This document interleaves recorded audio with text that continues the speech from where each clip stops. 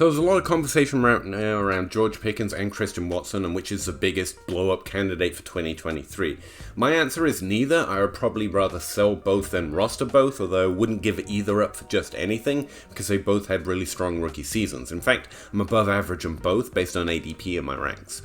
But I'm still probably in the sell candidate bucket thing, whatever. The player I would most like to target in the 2022 rookie draft for 2023 is actually Treylon Burks. He's drafted in and around, based on DLF ADP, right in the middle of George Pickens and Christian Watson, which is weird because both had better rookie season by most measures, but actually I think it's a signal from the market that most realize that Treylon Burks' rookie season, despite having less than 600 yards, in fact less than 500 yards in his rookie season, isn't an easy comparison to other players who had poor rookie seasons. And I think when you compare him to players who had less than 600 yards in their rookie seasons, he actually makes a favorable comparison to those who go on to do well. Now, while George Pickens and Christian Watson both have problems in terms of their targets per route run or their overall team's route percentages, and Christian Watson also had a high yards per touchdown number, which kind of is his role, which kind of is the problem, but also not the problem, because that's kind of what he does. We talked about this earlier.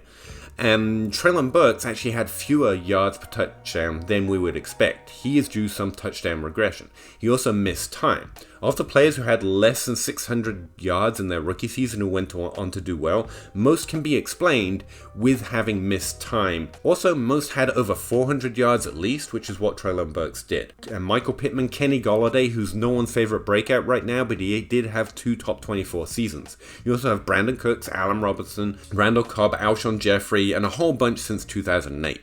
Now, the best players on that list who had a poor rookie season, described as having less than 600 yards in their first year, who went on to do well, were actually extreme exceptions. Devontae Adams had a significantly low targets per route run number, which is a concern and something I talked about in another video. Robert Woods had to be traded to Buffalo and broke out in year 5, traded from Buffalo to the Rams to break out, so he's probably not the best comparison to anyone. You also have Chris Godwin, who had a significantly below average number of his team's overall routes, but somehow still had over 500 yards in his rookie season because he's really, really good.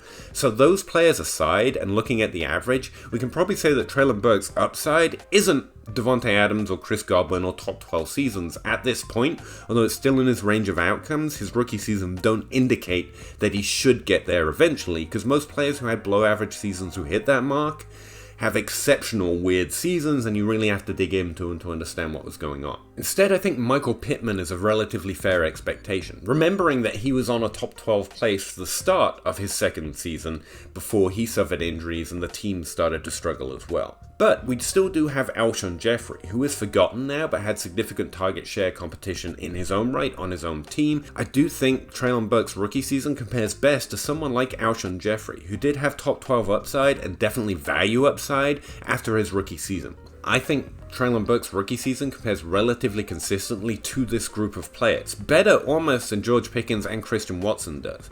Because Christian Watson has to prove that a player can play like he did in his rookie season and not be Chase Claypool.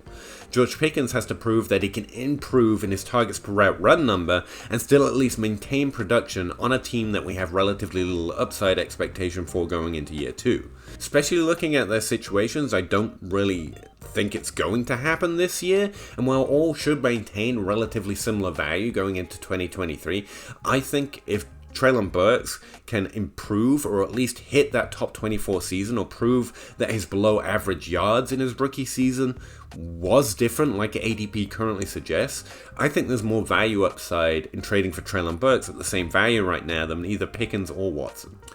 Now, to be clear, you should get Garrett Wilson, Chris Olave, and even Drake London ahead of Treylon Burks.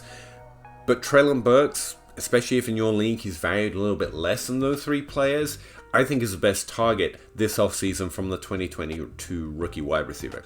Too long didn't read, trade for Treylon Burks. And if you're interested in a deeper flyer, because everyone likes sleepers even though they suck, double down on the Christian Watson doubt and get Romeo Doubs.